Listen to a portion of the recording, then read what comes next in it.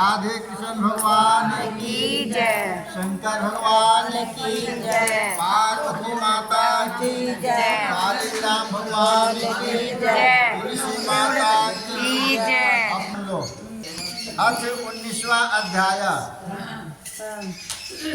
नारद जी बोले, हे राजा पृथु, कार्तिक मास के कृष्ण पक्ष के त्रयोदशी से शुक्ल पक्ष की द्वितीया तक, दोज मतलब दोज तक दीपक जलाने से जमराज प्रसन्न होते हैं और अकाल मृत्यु आदि नहीं होती है। कार्तिक कृष्णा चतुर्दशी को नरक चतुर्दशी भी कहते हैं।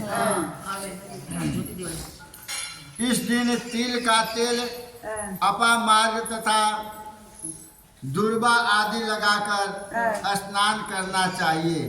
अपामार्ग जानती हो क्या चीज होता है? हाँ, जो उल्टे कांटे वाला जो पौधे होता है ना, वो कपड़े में, हाँ कपड़े में चिपक जाता है, तो अपामार्ग कहते हैं। और दूब डालकर नहाने से सारे रोग दुख दूर हो जाता है।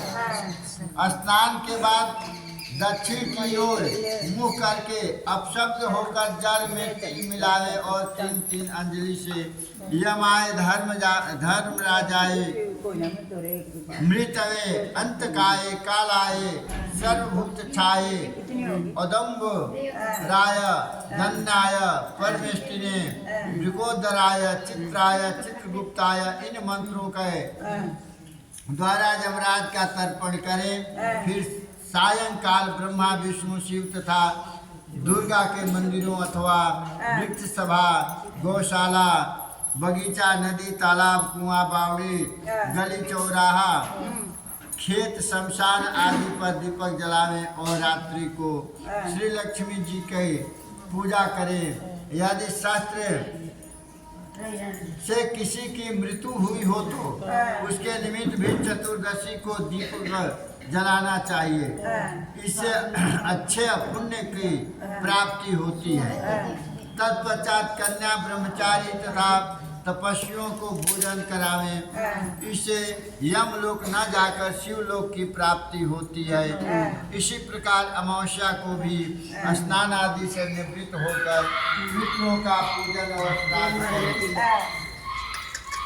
पितरों और पूजन का श्राद्ध करके भोजन करावें। फिर सायंकाल घर तुलसी के समीप, देव स्थान, शमशान, नदी, पर्वत, चौरास्ता तथा गौशाला में दीपक जलावें। तत्पश्चात लक्ष्मी जी की पूजन स्तुति करके उनको जगावें। जिस प्रकार पतिव्रता स्त्री अपने पति से पहले जागती है, उसी प्रकार लक्ष्मी जी की भगवान से 12 दिन पहले जागती है। लक्ष्मी जी जाग गई है ना, और एकादशी को भगवान जागेंगे। आजकल के तो औरत कब जागती है? अमावस्या को दिन में बालक, वृद्ध तथा रोगियों को छोड़ अन्य कोई भोजन न करे। सायंकाल लक्ष्मी जी का पूजन करने के बाद स्वयं भोजन करें। घर को फूल माला आदि से सजाकर सारे घर में दीपमाला करें। घर के सभी स्त्री पुरुष नवीन वस्त्र धारण करें और समस्त रात्रि नृत्य गीत आदि करके हर्षोल्लास से व्यतीत करें। समस्त रात्रि दीपक जलना चाहिए। उस रात्रि को लक्ष्मी जी सब घरों में घूमती है और जो घर अधिक सुंदर तथा रमणीक होता है उसमें दीर्घ काल तक निवास करती है।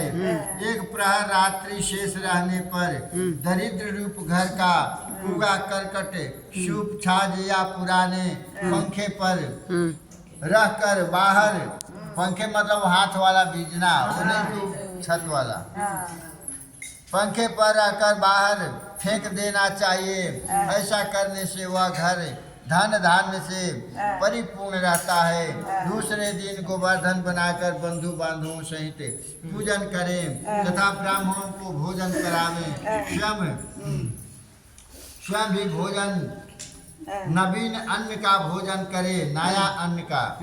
भगवान श्री कृष्ण ने इंद्र का मान मर्दन करके गोवर्धन पर्वत की पूजा इस दिन की थी।